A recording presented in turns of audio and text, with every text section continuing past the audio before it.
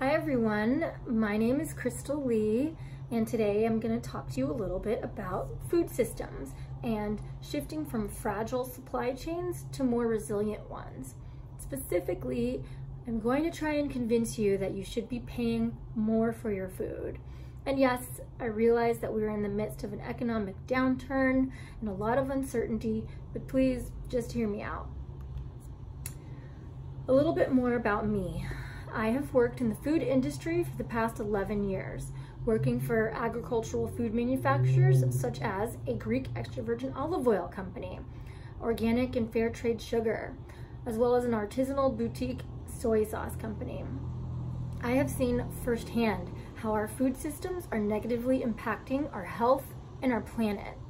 I also see how dire it is that we make shifts in our eating and purchasing habits in order to save ourselves. Throughout these past few months, you may have noticed some of the fragility of our food system. Empty grocery store shelves, not being able to eat at your favorite restaurant, and increasing pricing on staple food items. While some of this is due to panic buying and the coronavirus shutting down businesses, it's also due to breaks in the chain of our food system's life cycle. To give you a better idea of how the food system works, I'm going to talk a little bit about corn and chicken. So why corn? Well, corn is the #1 crop in the US, but not because it's feeding people. In the US, corn is used primarily for ethanol, animal feed, and high fructose corn syrup. Huge fields of genetically uniform monocrops like corn are especially vulnerable to pests and diseases, which means mostly all the corn here is genetically modified, sprayed with pesticides, and is damaging to the soil. But it does have high yields. So industrialized farming like this is harmful to the environment and to your health. Do you think that that's worth the price of cheap corn? To further illustrate the input and resources that go into the production of corn, I'm going to walk you through 5 main steps in the life cycle of corn. So, #1, the origin resource. That is the farm. That is where the crop is grown. That includes the resources that go into it, such as water, sun, the farm workers, the farmers, the sprays and the pesticides. That is the origin of the resource. The second step is the agricultural production. So this is the harvesting and the acquisition. The third step is food processing, packaging, and distribution. So processing looks different for different products, but it's basically turning the raw material of corn into corn syrup, into the ethanol, into the food product. And next is you package it. And finally, you distribute it. So distribution can go a lot of different ways. It can go straight to a grocery store. It can go to another supplier to turn it into something else, which is the case with corn syrup.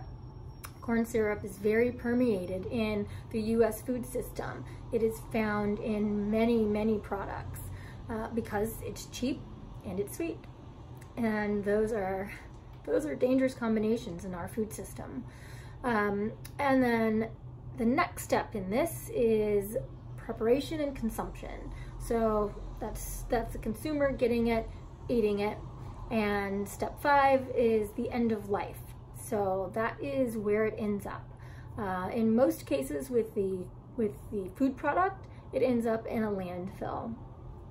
So there are a lot of resources and inputs that go into the production of anything, and even something as cheap as corn.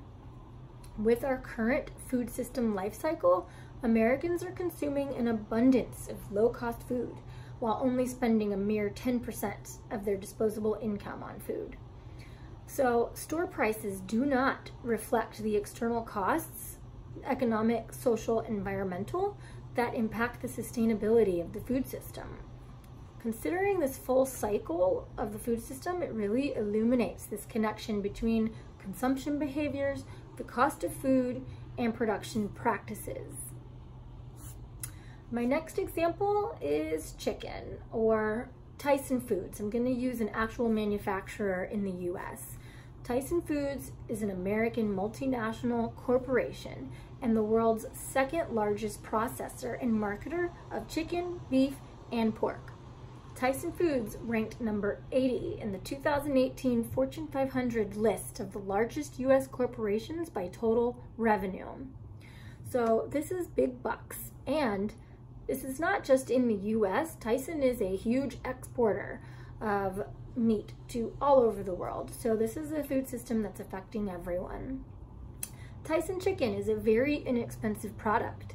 You can get a family pack of chicken breasts for around $10 US. So how is this product so cheap? Well, we are paying a very hefty price for it in many other ways. One, the environment is paying. Tyson Foods has been, and currently still is, involved in dozens of lawsuits, including class action lawsuits related to air and water pollution, let alone individuals suing about their own health. The company has even admitted to illegally dumping untreated toxic wastewater from its poultry processing plants, pleading guilty to felony violations of the Federal Clean Water Act.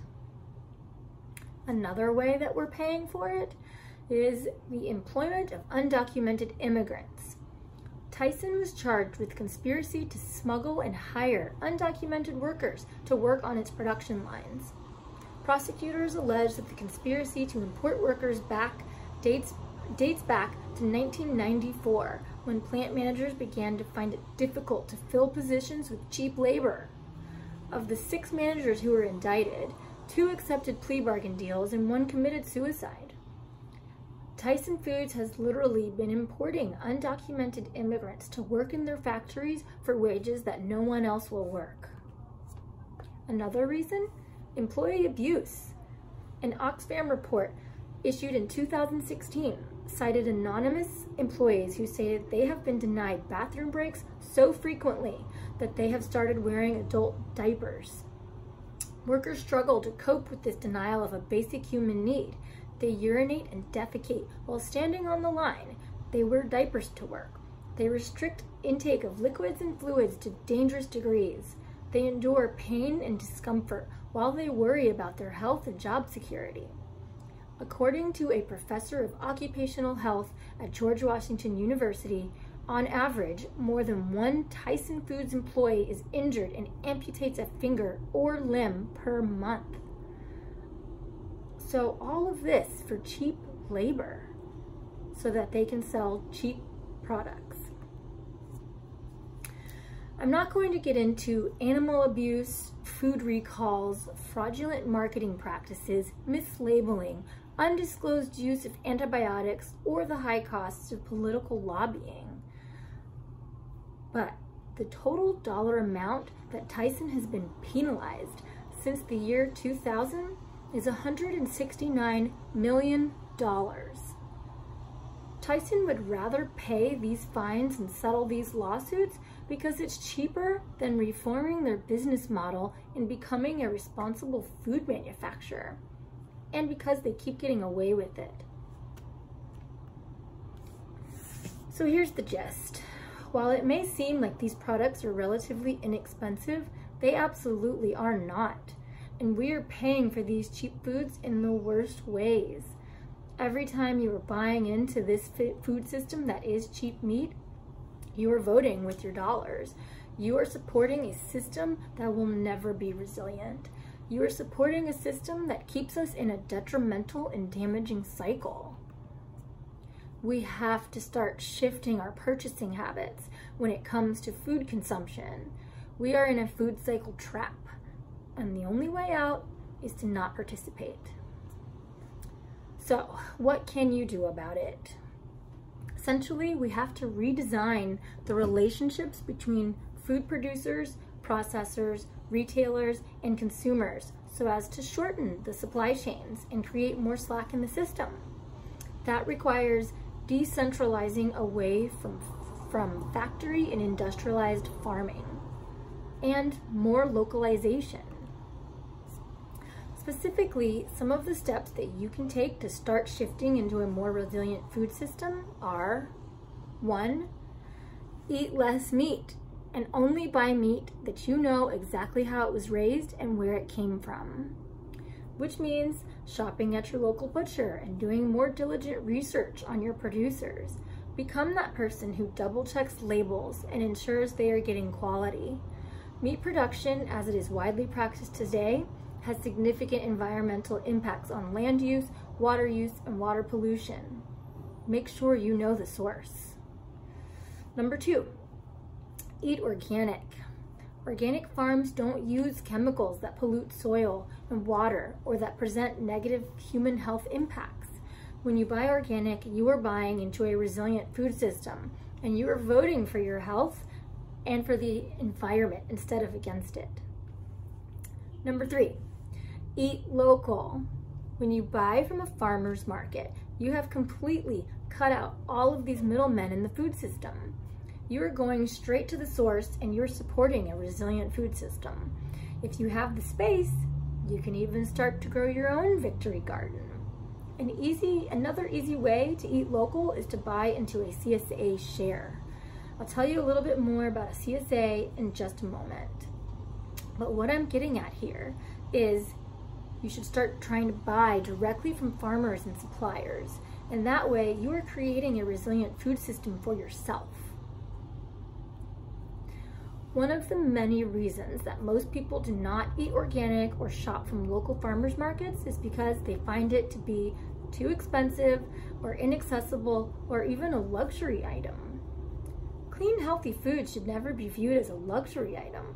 It should be reasonable, fair, and accessible to all. But at the same time, the cost of food should not be cheap. You might be paying lower prices on the front end, but on the back end, it's going to cost you more in medical expenses, pharmaceutical drugs, and a hefty price tag on the environment and farmers and farm workers who were working those lands. When you buy into an inexpensive food system, the food system that supports inhumane animal abuse, poisoning of your food, and poisoning of the environment and water, you are voting into a system that will never be resilient, and you are a willing participant in the demise of your own health. I know that may seem harsh, but we have a pretty complicated food system, and we must prioritize food production methods that deliver nutritious, organic, and affordable food, and that is fair to farmers and farm workers. The only way for us to get there is to start buying into the right food systems.